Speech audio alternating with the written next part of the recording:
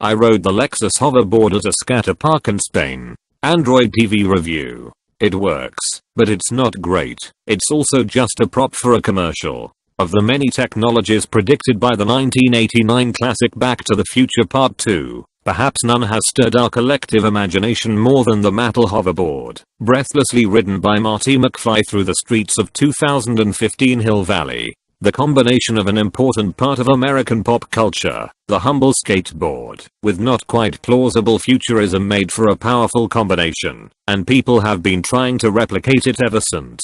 Some of those efforts have been marginally successful, but none have produced the dream of a go-anywhere skateboard replacement. Still, we want these things so badly that we keep pounding away, consistently ignoring the realities of physics in the 26 years since the film came out. This year, for obvious reasons, holds a particularly high risk of harboring half-baked BTTF second props and publicity stunts, but I don't think anyone counted on Lexus.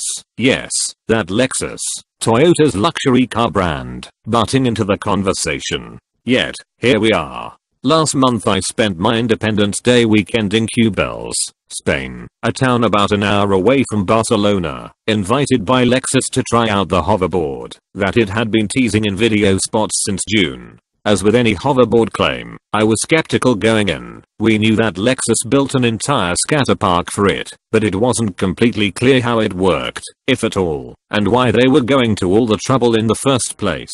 Was it even remotely possible that Lexus, of all companies, was going to make the dream of the commercialized, go-anywhere hoverboard come true? Had they really done it? History certainly wasn't on Lexus' side. Last March, news broke of the Hover, which appeared to be a very real, working hoverboard, with testimonials from Doc Brown, Christopher Lloyd, himself, Tony Hawk, and others. Turns out it was a hoax created by Funny or Die. And then, just months later, the so-called Hendo launched on Kickstarter to much fanfare. Though it came with plenty of caveats, it would cost $10,000 and needs a copper floor in order to hover. I suppose that, if you can afford a $10,000 toy, you can afford to build a copper floor for it. I arrived at Lexus Catalonian Skatepark, which was the exact one that we'd seen in the teasers. The park is made out of wood that has been painted to look like cement, with an embedded magnetic track that had clearly been covered with some sort of plaster in an effort to conceal it. Strike one, the Lexus board can't be used anywhere you want. Marty McFly would be disappointed. After an introduction from Lexus officials, we learned that Lexus had hired an advertising agency to produce an ad featuring the hoverboard. So no, Lexus did not manufacture the hoverboard itself.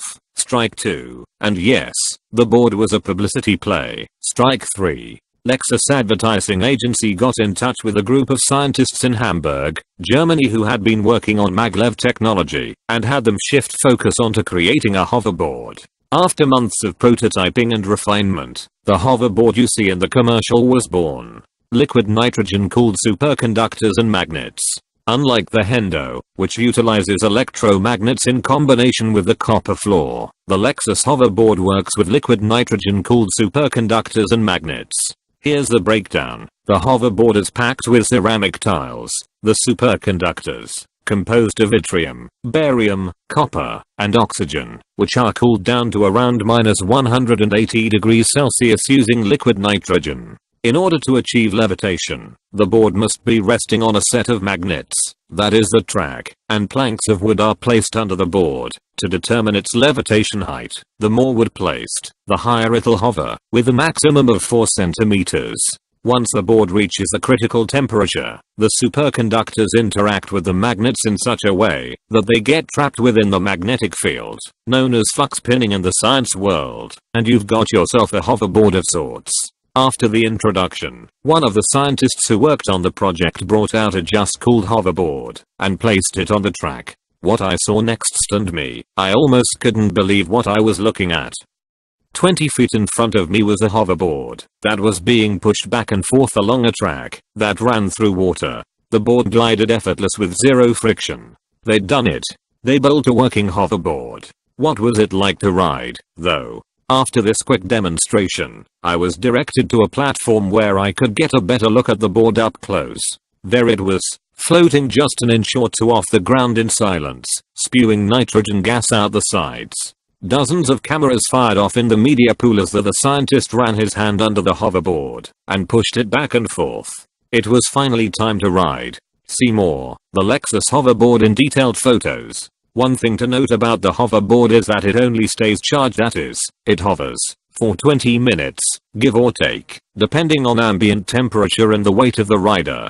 Once the liquid nitrogen evaporates, the board loses its superconductivity, and it's time to recharge. Lexus actually had two boards in rotation. While one was being ridden, the other was being recharged nearby. The board itself is about the size of a large skateboard. It reminded me of my personal 9-inch deck and weighs about 20 pounds, much heavier than a traditional skateboard with wheels and trucks, but this one floats.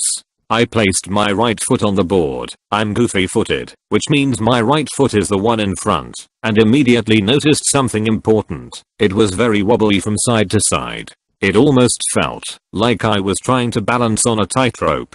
I pushed with my back foot, like you would on a traditional skateboard, and instantly scraped the bottom of the deck against the ground. The smooth gliding I'd hoped for came only in short bursts, as finding balance proved to be a major challenge. I tried shifting my weight around and positioning my feet in different ways, but in the 10 or so minutes with the board, I managed to travel just a few feet, and never more, without the board scraping against the wooden park.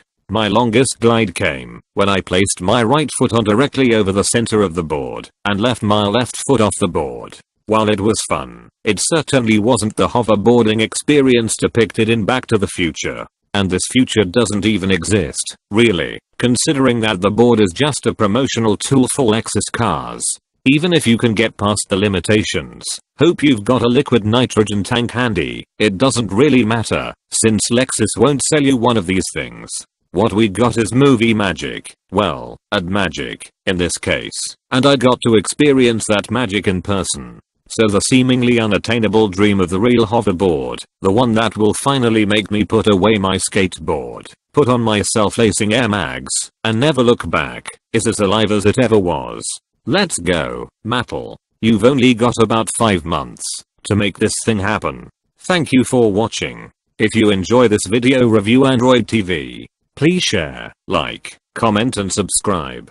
Have a nice day.